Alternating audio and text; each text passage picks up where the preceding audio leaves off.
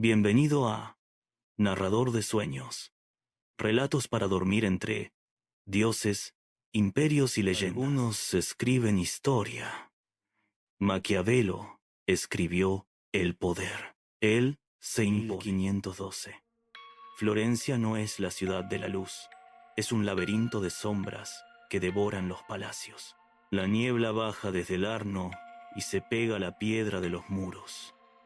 El aire es pesado, cargado de una humedad que cala hasta los huesos. Nicolás avanza por el callejón.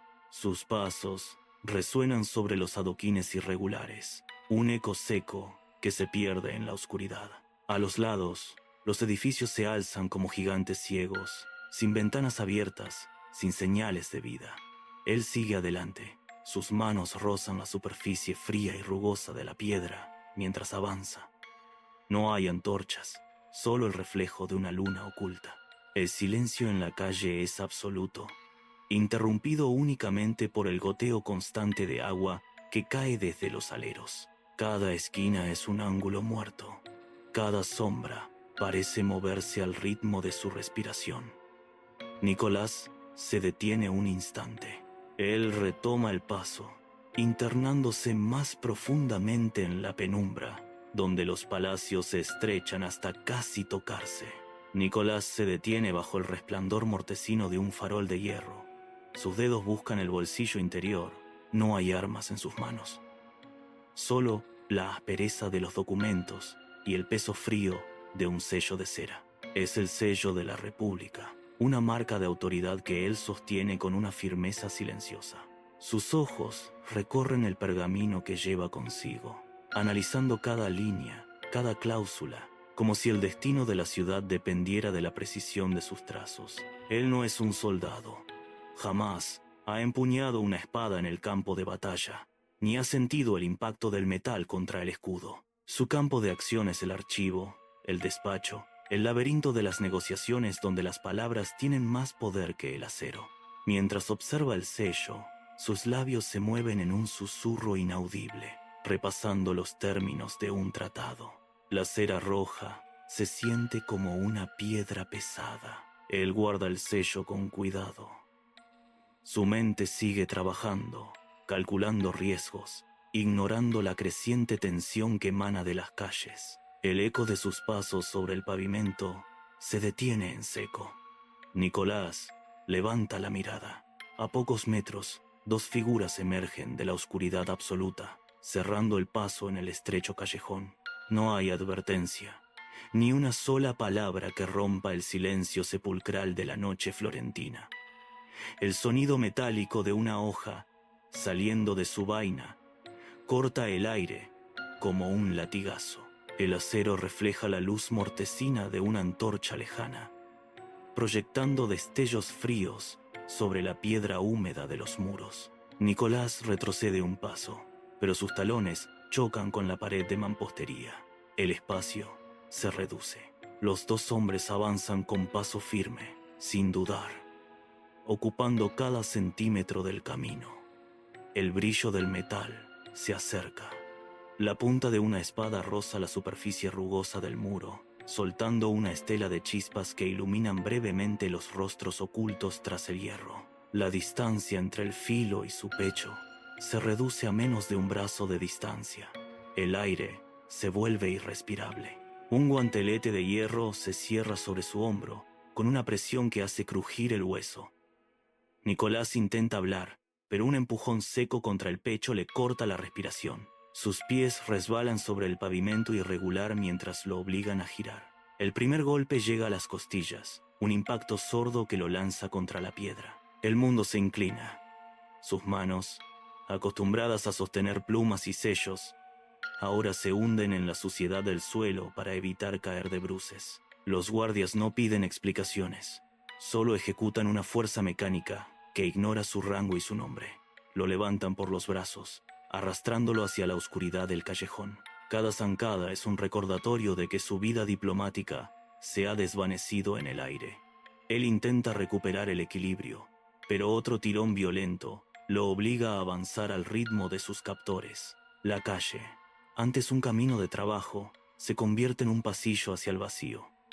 El sello de la República cae de su bolsillo, rodando por el suelo hasta perderse entre las sombras. Nicolás siente el metal de las espadas presionando su espalda, empujándolo hacia adelante sin pausa. Su capacidad de negociación es inútil frente a la fuerza que lo sujeta. El trayecto es rápido, brutal y definitivo. Al doblar la esquina, la luz de la ciudad desaparece por completo, reemplazada por la sombra de una pesadilla que apenas comienza. El Bargello emerge de la niebla como una montaña de piedra negra. Sus muros se elevan hacia el cielo, bloqueando cualquier rastro de luz estelar. Nicolás es empujado hacia el arco de entrada, un túnel de mampostería que parece devorar a quienes cruzan su umbral. El eco de sus pasos se pierde en la inmensidad del patio interior. Aquí, el peso del Estado no es una idea, es una estructura física. Las columnas de piedra parecen vigilar cada movimiento, estrechándose a medida que avanza hacia el corazón de la fortaleza. Los guardias se detienen, soltándolo bruscamente frente a una puerta de hierro reforzado. El metal chirría al abrirse. Nicolás se encuentra en el centro de un vacío arquitectónico, diseñado para anular cualquier rastro de identidad. La solidez de los bloques de piedra, apilados durante siglos, confirma la futilidad de su resistencia. El Estado ha cerrado sus fauces sobre él, y el silencio que sigue al cierre de la puerta es la sentencia final. La puerta de hierro se cierra con un golpe seco que hace vibrar el suelo. Nicolás queda solo. El espacio es un cubo de piedra. Sus dedos rozan la pared. La superficie es rugosa, húmeda, cubierta por una capa de salitre que se desprende al tacto. El aire está viciado. Un olor penetrante a orina estancada y metal oxidado se adhiere a sus pulmones con cada respiración. No hay ventanas, solo una rendija en lo alto que apenas filtra una línea de penumbra gris. Él busca un punto de apoyo. Se deja caer lentamente hasta que sus rodillas golpean el suelo irregular. La dureza del piso le obliga a cambiar de postura. Apoya la espalda contra el muro, sintiendo cómo el frío de la roca atraviesa su piel. Sus manos descansan sobre sus muslos, inmóviles. La realidad se reduce a este perímetro de piedra. Solo existe el goteo rítmico de agua en algún lugar lejano. Nicolás observa el rincón más oscuro. Cada segundo se estira en este encierro, mientras él intenta estabilizar su respiración. El silencio de la celda se quiebra. Un grito seco, agudo, atraviesa el muro de piedra y se pierde en el pasillo. Nicolás se tensa.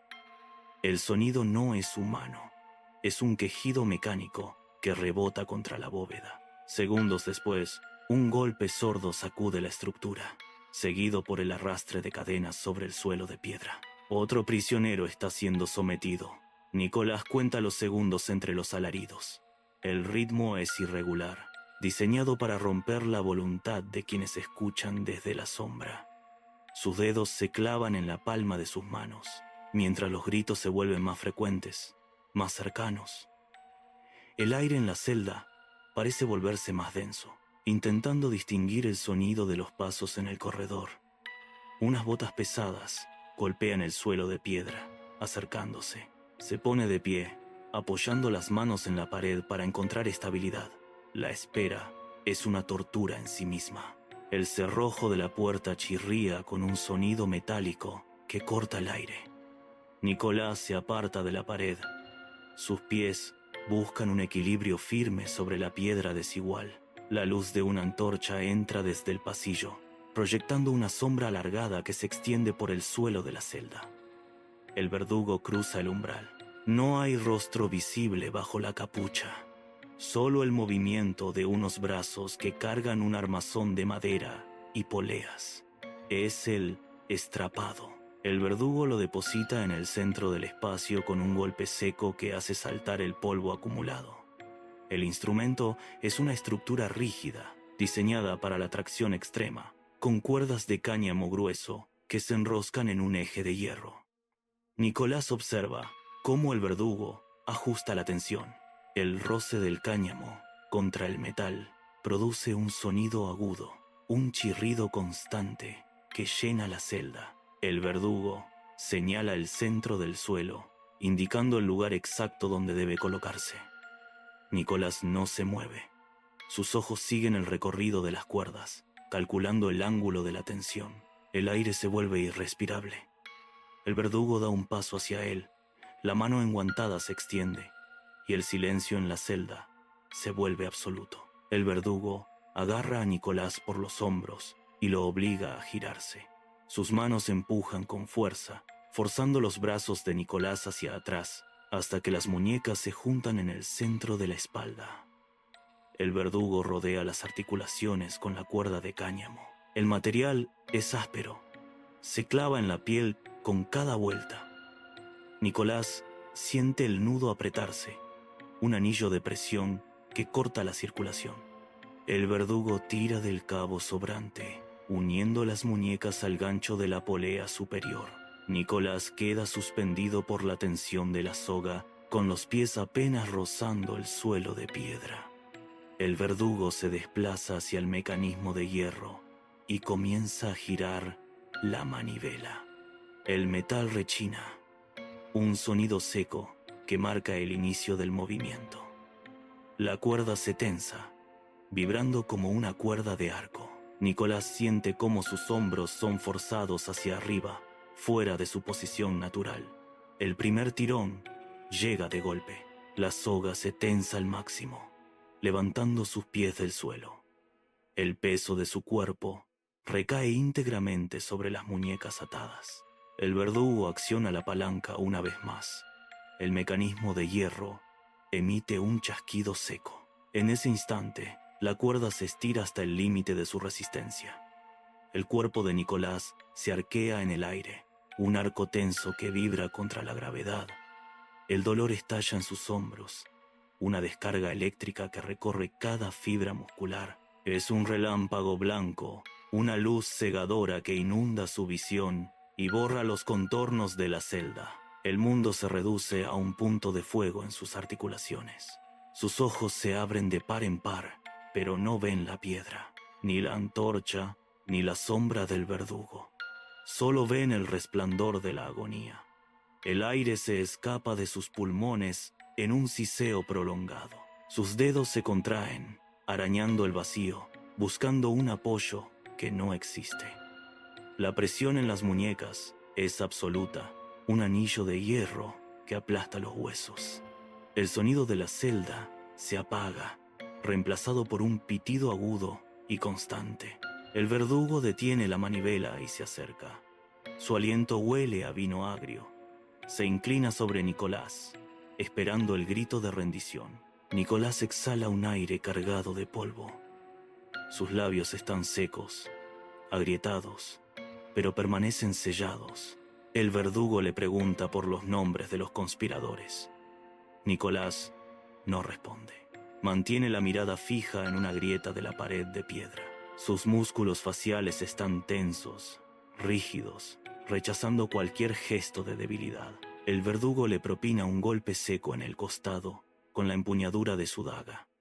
El impacto hace que el cuerpo de Nicolás se balancee sobre la soga. El dolor es una oleada nueva, pero él aprieta los dientes hasta que las encías sangran. No hay traición que confesar porque no existe tal acto. La República es su única lealtad. Él encaja el castigo como quien sostiene una estructura bajo una tormenta. Sus ojos no parpadean. El verdugo escupe al suelo y vuelve a girar la manivela, buscando romper esa barrera invisible. Nicolás siente cómo la tensión aumenta. La pesada puerta de hierro cede con un gemido metálico. La luz del día atraviesa la rendija, cortando la penumbra como un cuchillo. Nicolás parpadea. Sus ojos no toleran la claridad repentina. Un guardia le empuja hacia afuera, hacia el pasillo de piedra. Sus piernas, entumecidas por semanas de inmovilidad, flaquean al primer paso. Cada articulación protesta con un chasquido sordo. Nicolás cruza el umbral del Bargello. El aire de la calle es frío, cargado de humedad y olor a mercado.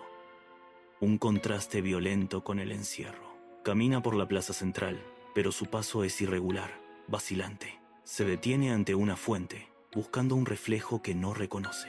Sus manos tiemblan al tocar el borde de piedra. No hay nadie que lo salude. Los mercaderes pasan de largo, ignorando su presencia. Nicolás busca en sus bolsillos, pero solo encuentra polvo y el vacío donde antes descansaba el sello de la República. Ya no es el hombre que dictaba decretos. Se aleja lentamente, arrastrando los pies sobre el empedrado, convirtiéndose en una sombra más entre la multitud que no sabe quién fue. Nicolás abandona las murallas de Florencia. El camino hacia San Casiano es un ascenso lento entre senderos polvorientos y olivos retorcidos. Sus botas levantan una nube de tierra seca con cada paso pesado. Al llegar a la granja, el horizonte se abre en una extensión de colinas verdes y viñedos perfectamente alineados bajo el sol de la tarde. El aire aquí es puro, cargado con el aroma de la tierra húmeda y la hierba recién cortada. Nicolás se detiene en el centro del patio, rodeado por la quietud absoluta del campo. El silencio es un golpe sordo en sus oídos. Mira hacia las laderas, donde la luz dorada se filtra entre las hojas de parra, creando un juego de sombras que se mueve con la brisa. Este paisaje, tan ordenado y sereno, le resulta una burla cruel. La paz del entorno choca violentamente con el caos que aún persiste en su mente. Se apoya contra un poste de madera, sintiendo la textura rugosa de la corteza bajo sus dedos. La casa es pequeña, austera, rodeada por el trabajo de los campesinos. Nicolás observa cómo el sol desciende, tiñendo el cielo de un naranja intenso. El contraste entre la beleza de la naturaleza y su propia ruina interna es total. La mañana comienza con el sonido de un hacha golpeando madera. Nicolás se acerca al límite de su parcela, donde un campesino apila troncos. Hace apenas unos meses, Nicolás debatía tratados de guerra con César Borgia en salones iluminados por candelabros de plata. Ahora, el hombre frente a él le exige 3 monedas más por la carga de leña. Nicolás abre la boca para replicar, para citar precedentes, pero las palabras mueren en su garganta. El campesino lo mira con indiferencia, esperando el pago. Nicolás saca las monedas de su bolsa, sintiendo cómo el metal roza su palma. El intercambio es breve, áspero, carente de cualquier cortesía. El campesino toma el dinero sin agradecer y se aleja, dejando a Nicolás solo con el peso de los troncos. Él intenta organizar la leña, pero el esfuerzo le resulta ajeno. Cada movimiento es una lucha contra la inercia. Se detiene, respirando con dificultad, mientras observa el humo que sube de las chimeneas vecinas. La frustración le recorre el cuerpo como un veneno lento. Se apoya contra el muro de piedra, apretando los puños hasta que los nudillos se vuelven blancos. Su voz ya no tiene peso en el mundo de los hombres que gobiernan. Nicolás se arrodilla en la tierra húmeda. Sus dedos, que antaño sostuvieron plumas de ganso para trazar el destino de repúblicas, ahora se hunden en el lodo espeso.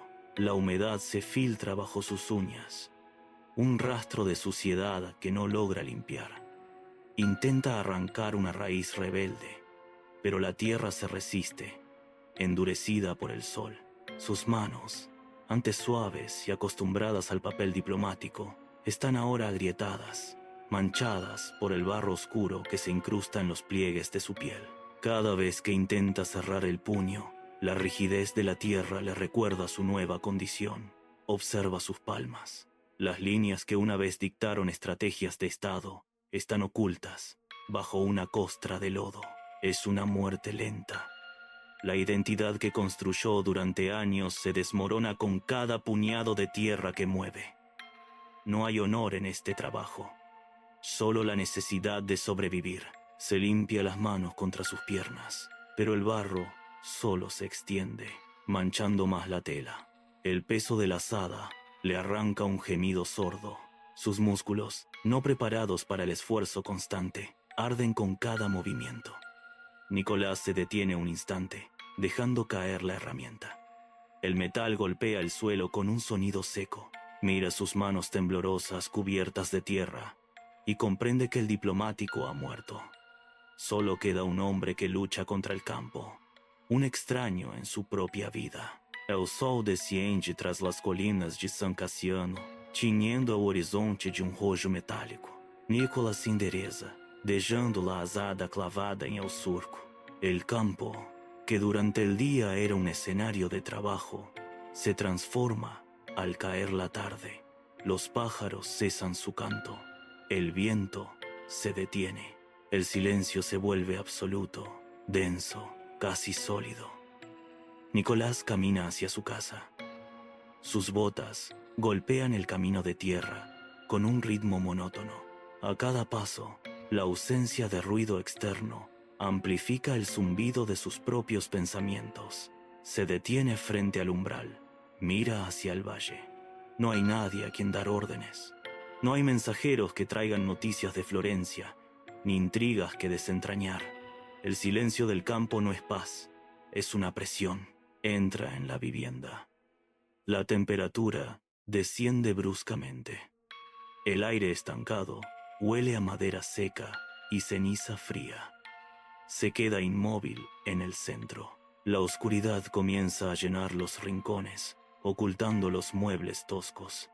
Nicolás aprieta los dientes. La calma del atardecer es una trampa. Sus manos, aún ásperas, se cierran con fuerza. La tormenta creativa está a punto de estallar. El silencio ya no es un refugio, es el preludio. Nicolás empuja la pesada puerta de madera. El chirrido de las bisagras rompe la quietud de la casa. Entra en su estudio, un habitáculo pequeño, donde el aire se siente más denso, cargado de polvo y recuerdos. Sus pasos resuenan sobre el suelo de piedra. Se acerca a la mesa de trabajo, donde una vela de cebo espera sobre un candelabro de hierro. Saca un pedernal del bolsillo y golpea el acero. Una chispa salta, se pierde, vuelve a saltar. La mecha prende con una pequeña llama azulada que pronto se estabiliza en un brillo amarillento. Nicolás observa la luz expandirse, creando un círculo perfecto que delimita su espacio. Se detiene frente a la mesa. Comienza a desabrocharse las correas que sujetan su ropa de campesino. La tela áspera cae al suelo con un golpe seco, dejando un rastro de polvo y tierra sobre las baldosas. Se libera de la pesadez del trabajo manual. Con movimientos deliberados, busca en el arcón de madera. Saca una túnica de tela fina, limpia, que conserva el orden de su vida anterior. Se la coloca sobre los hombros, se ajusta el cuello y alisa las arrugas con las palmas de las manos. Ahora, frente a la llama, el hombre que hace minutos luchaba contra el barro ha desaparecido. Nicolás extiende la mano hacia el tintero de hierro. Sus dedos, aún rígidos por el esfuerzo del campo, se cierran sobre la pluma de ganso con una presión excesiva. La punta de la pluma se hunde en el pergamino virgen. No es un trazo suave, es un golpe seco que rompe la resistencia de la fibra. La tinta negra fluye, manchando el papel con una urgencia que no admite correcciones. Nicolás aprieta los dientes, mientras su mano se desplaza con una velocidad febril. Cada palabra es un corte, un intento de diseccionar la anatomía del poder que lo ha expulsado. La pluma rasga la superficie, produciendo un sonido áspero. Él no busca la elegancia de la caligrafía, sino la precisión del bisturí. Sus ojos siguen el rastro de la tinta, fijos en la página, ignorando el parpadeo de la vela. La realidad de la política, con sus traiciones y sus sombras, emerge bajo el trazo. Nicolás siente cómo la rabia acumulada se traslada a la punta de la pluma. El pergamino se llena de frases que desafían la moralidad establecida. Cada letra es un ladrillo en la construcción de su nueva verdad. No hay pausas, no hay vacilaciones. La catarsis es total. Nicolás ha dejado de ser un campesino en el exilio para convertirse en el cronista de la crueldad necesaria. La pluma no se detiene. La rabia contenida durante meses de ostracismo hierve en su pecho, pero sus manos permanecen gélidas sobre el pergamino. Nicolás no escribe para buscar consuelo, escribe para desmantelar la hipocresía de los hombres que gobiernan. La pluma se mueve con una cadencia implacable, trazando conceptos que desafían los cimientos de la moralidad política de su tiempo. Él golpea la página con una idea. La virtud no es un escudo, es un lastre. Nicolás describe la crueldad no como un vicio, sino como una herramienta necesaria. Sus dedos se tensan, la tinta gotea sobre la mesa, pero él no se detiene a limpiar el desastre. Cada línea es un desafío directo a los tratados de ética. Él escribe sobre la necesidad de actuar contra la fe, contra la caridad y contra la humanidad. No hay espacio para la piedad en sus frases, solo existe la lógica fría del resultado. Nicolás ignora el cansancio que le atenaza los hombros. El príncipe está naciendo de este fuego interior, una obra que cambiará la historia al despojar al poder de sus máscaras sagradas. Nicolás sumerge la pluma con violencia. Ahora, el miedo ocupa el centro del pergamino. Él traza la lógica. Es mejor ser temido que amado, si no se pueden ser ambas cosas. La tinta marca el papel con trazos angulosos, casi agresivos. Nicolás describe cómo el gobernante debe gestionar el terror como un artesano maneja el hierro, calculando cada golpe para que el impacto sea profundo pero controlado. No es sadismo, es arquitectura política. Sus dedos se mueven sin descanso, conectando la idea del miedo con la máscara necesaria del soberano. Él escribe que el príncipe no necesita poseer todas las virtudes, solo debe parecer que las tiene. La máscara es la herramienta suprema. Nicolás detalla cómo el gobernante debe ser un gran simulador y disimulador, ocultando sus intenciones detrás de una fachada de rectitud, mientras sus manos ejecutan la voluntad del Estado. Las ideas fluyen como un torrente imparable, rompiendo las presas de su propia contención. Él analiza cómo la percepción del pueblo es el verdadero campo de batalla. La pluma salta de línea en línea, definiendo la naturaleza del poder como un teatro de sombras, donde el actor principal nunca muestra su verdadero rostro. Nicolás no se detiene. Su mente disecciona la psicología de la obediencia, transformando la lealtad en un mecanismo de control. Afuera, el campo se agita. Los grillos rasgan la noche con un chirrido constante, un pulso rítmico que inunda los campos de San Casiano. Nicolás no los oye.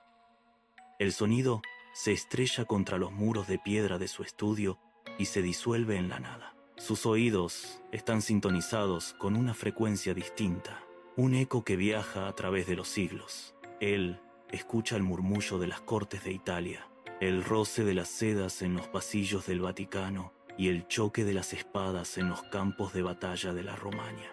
Cada voz es un espectro que él convoca sobre el papel. La realidad física de su granja, el olor a tierra húmeda, el frío de la noche toscana, todo se desvanece. Nicolás se inclina sobre la mesa, su rostro a centímetros del pergamino, ignorando la ventana abierta por donde entra el viento. Él habita un espacio donde el tiempo se ha detenido. Su mente recorre los salones de mando, analizando las estrategias de César Borgia, diseccionando los errores de los papas, reconstruyendo la historia desde los cimientos. El mundo exterior es una distracción que él ha logrado silenciar por completo. La pluma rasga el pergamino con una presión excesiva. Nicolás escribe sin pausa, sus dedos tensos, los nudillos blancos por el esfuerzo. La tinta fluye, pero el trazo comienza a aclararse, perdiendo su negrura. Él no se detiene. La punta metálica araña el papel, seca y áspera. En cada palabra, el esfuerzo físico se acumula en sus hombros y muñecas. Es el mismo dolor punzante que sintió en el Bargello cuando las cuerdas le tensaban los tendones. La memoria del estrapado regresa a través de sus articulaciones inflamadas. Él aprieta los dientes, ignorando el ardor en sus brazos, y vuelve a sumergir la pluma en el tintero. Está vacío. El cristal del tintero golpea la mesa con un chasquido seco. Nicolás sacude el recipiente, buscando una última gota, pero solo obtiene un residuo espeso. La urgencia de la idea choca contra la falta de medio. Él se inclina sobre la mesa, con la mano suspendida en el aire, temblando por la tensión acumulada. Él intenta exprimir la última mancha del tintero, manchándose los dedos, arrastrando el residuo sobre la página final. Cada movimiento es una lucha contra la fatiga. La pluma se desliza sobre el papel, dejando marcas irregulares. La tinta se ha agotado por completo, dejando la última frase incompleta, suspendida en el vacío del pergamino. La llama de la vela se encoge. El pabilo se ahoga en la cera derretida, soltando un hilo de humo gris que se disuelve en el aire estancado. Un último destello ilumina el escritorio, proyectando sombras alargadas sobre las paredes. Y luego, la oscuridad se traga el estudio. Nicolás permanece inmóvil. El silencio de la noche es absoluto, sin grillos, sin viento. Solo el latido de su propia sangre en los oídos. En la negrura total, sus ojos se ajustan lentamente. Él no busca el pedernal. No intenta encender de nuevo la luz. Sus manos, manchadas de tinta y barro, descansan sobre el pergamino terminado. El peso del trabajo, realizado, se asienta en sus hombros. Lentamente, los músculos de su rostro se relajan.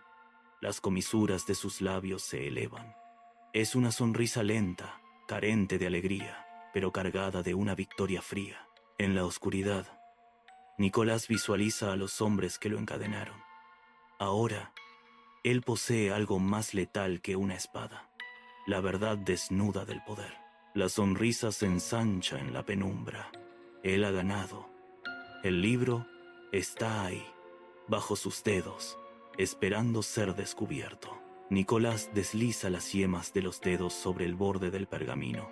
El papel es rugoso, denso, cargado con el peso de las palabras que acaba de grabar. No es solo piel de animal procesada. Bajo sus manos, el objeto vibra con una intensidad contenida.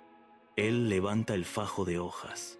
El roce del papel contra el papel suena como un susurro seco en la quietud de la estancia.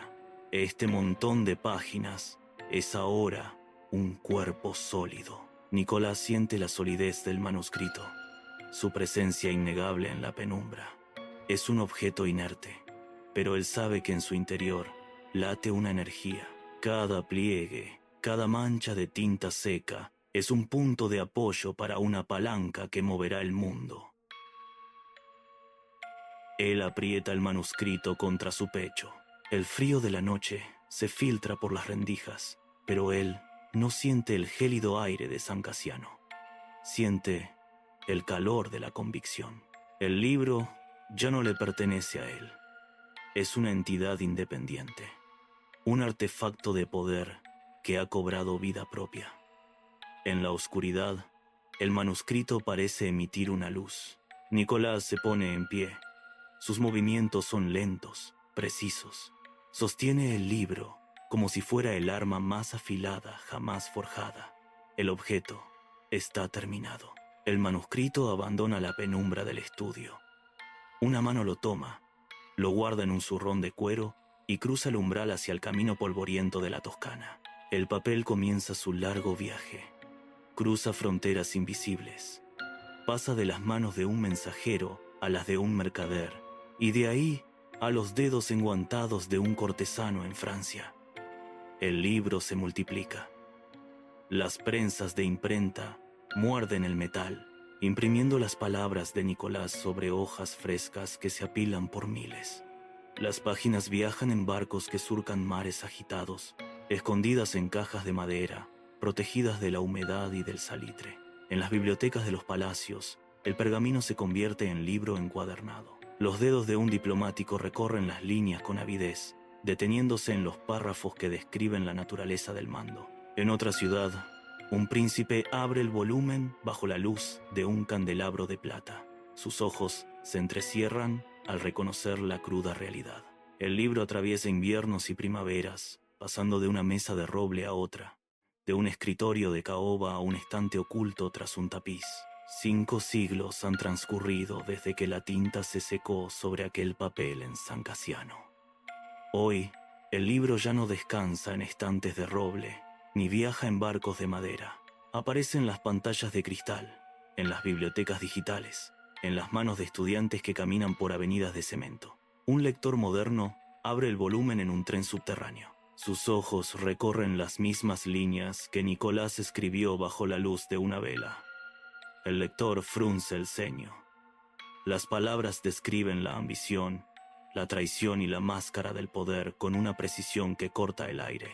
No es un texto antiguo, es un espejo. La naturaleza humana que Nicolás diseccionó en su celda sigue intacta bajo el ruido de la tecnología y el progreso. Los mecanismos de mando que él expuso se repiten en las oficinas, en los parlamentos y en las sombras de la política global. El lector cierra el libro, pero la inquietud permanece. El análisis de Nicolás no envejece, porque el hambre de control y el miedo no conocen el paso de los siglos.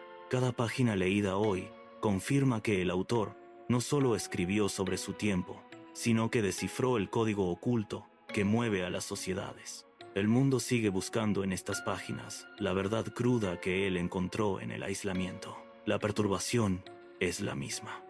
La lección sigue vigente, esperando en cada párrafo a que alguien se atreva a mirar la realidad sin filtros, tal como él lo hizo en la oscuridad de su estudio. Todo comenzó en el silencio absoluto de aquel cubo de piedra. Allí, donde el aire se estancaba y el frío calaba hasta los huesos, la mente de Nicolás encontró su libertad. El dolor de las cuerdas, la privación y la angustia no fueron obstáculos, sino las herramientas que despojaron a su pensamiento de toda superficialidad. En ese encierro, el intelecto se agudizó como un bisturí. Mientras su cuerpo sufría el peso de la injusticia, su pluma, años después, transformó ese sufrimiento en una disección implacable de la realidad. La verdad más profunda no nació en las bibliotecas de los palacios, ni en los salones de los poderosos, sino en la soledad de una celda, donde no quedaba nada más que la propia conciencia.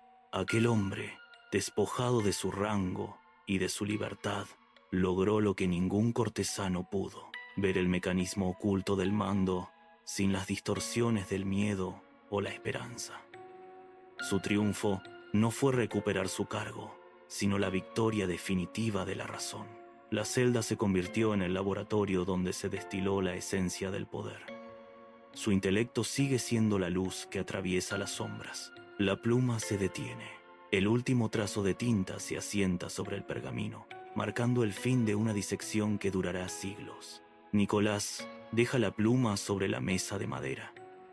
Sus dedos, rígidos por el esfuerzo, rozan el borde del papel.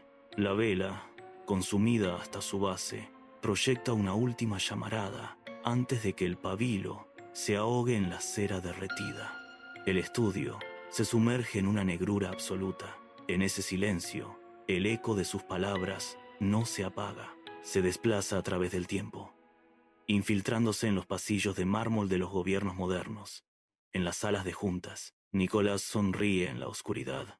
Ha desnudado la maquinaria del mando, dejando al descubierto los engranajes que mueven el mundo. Mientras el aire de la noche entra por la ventana, el pensamiento que nació de su rabia se convierte en el manual invisible. La vela está apagada, pero el fuego de su análisis sigue ardiendo en cada estructura de mando que define nuestra era. El hombre ha desaparecido, pero su voz, afilada y fría, resuena. La lección está completa. El poder, finalmente, ha sido revelado.